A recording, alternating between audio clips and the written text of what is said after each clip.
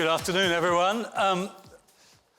It's a great pleasure to be here and to welcome Ziad on stage, and one of the most dynamic developers in the region, around the world, for the super luxury real estate buyer, so you have your checkbooks ready to buy after this session, because this man is a great salesman. Among other people, he introduced Donald Trump to the region and got him investing here and being a business partner.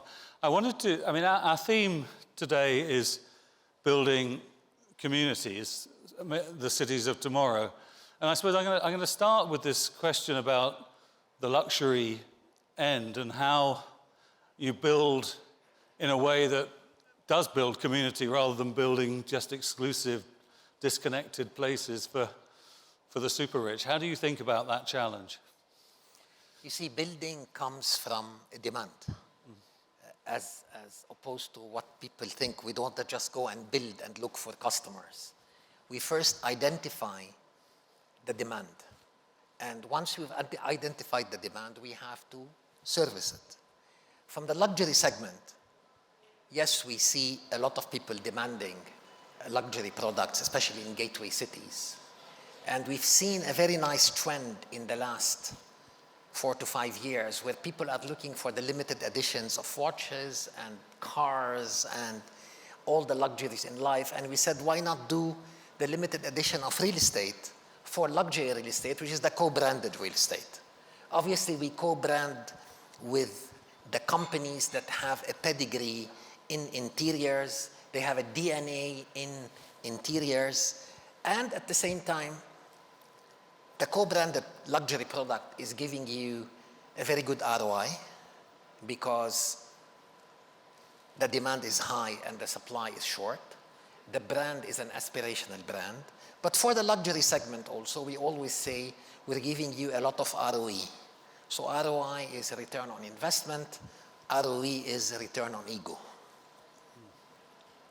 And so how do you do that in a way that is helping to build a whole society out in a way that you've done across the Gulf region? I mean, because luxury and the super rich are essential, I think, in your view, to building out a successful economy, a successful growth story. How do you make sure that those aren't little sort of enclaves that are separate from the rest, and they actually drive the kind of vision that we're seeing here in Saudi Arabia? Yeah, but you come from the UK. Yes. Take central London, for example. Central London is an area which has evolved to be an area for the super rich. But at the same time, it's an inclusive area. You have a social housing program. You have a lot of people who are servicing those super rich, who are working in those areas, are living in those social houses provided as part of the social housing program. It's very important when we think about these communities. You're not going to go and build a remote community and build walls around it. You have to put it in a place where it serves as an anchor, because a luxury community in a city serves as an anchor for the city, as the image of the city. And for example, we're seeing here in Riyadh the evolution of an area called Dar'iyya, and Dar'iyya Gate is one of the most important projects in the kingdom. And this project is serving to serve, yes, the rich and the super rich, but at the same time, it's inclusive. It also has a lot of developments around it for the people who are going to work in that project, and it has in it the entertainment aspect, the retail aspect, and the cultural aspect.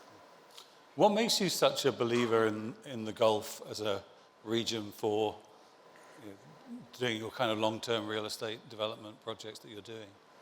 You see, I've been working in the Gulf for 21 years, so we practice what we preach. We don't look at the Gulf as Riyadh and Jeddah or Doha.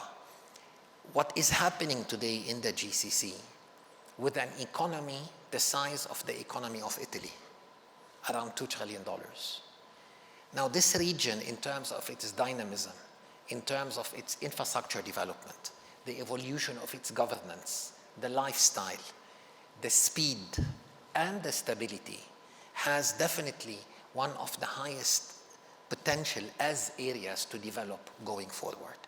And just like Italy has at least 10 destination cities we deserve in the Gulf to be looked at as one region with at least 10 destination cities, from Riyadh to Jeddah, to Mecca, to Medina, to Dubai, to Abu Dhabi, to Doha. We should stop looking at it. This is Qatar competing with Dubai or Dubai competing with this. It's one region, and what you're seeing today, the generalized tourist visa, the roads being built between the cities, the train that is connecting the cities, the massive investment in airlines and airports in these cities.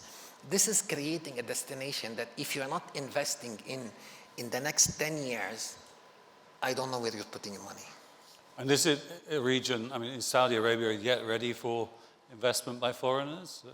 You see, the law will take effect in approximately 2 months. So January 1st, 2026. It's not a directive anymore, it's a law where Saudi has designated several projects to allow freehold foreign ownership. And if you invest 4 million riyals, you're also allowed to get a residency for life.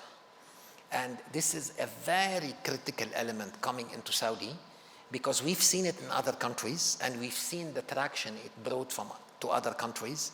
But once you do that in the biggest economy in the GCC, this is something different. This is why, as a company, we are investing 20 billion riyals just to bring in foreign buyers and foreign investors to the kingdom. And maybe I shouldn't say this, but we've tested it. So we've tested it twice, and we have till date 40 nationalities who invested with us in our projects in Riyadh and Jeddah.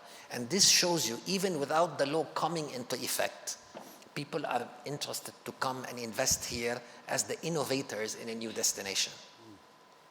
Now, as you look around the world, I mean, your clients are looking at cities like London, they're looking at Miami, they're looking at New York, as well as looking at the Gulf. How would you weigh up London, say, versus Riyadh or Jeddah at the moment? You see, we believe that the savvy investor today will look at 50% in the new economies, and the most attractive new economies are the GCC, and 50% in the old economies. And this is what we are advising our investors to do. And would you sort of be able to sell London after hearing the Chancellor this morning?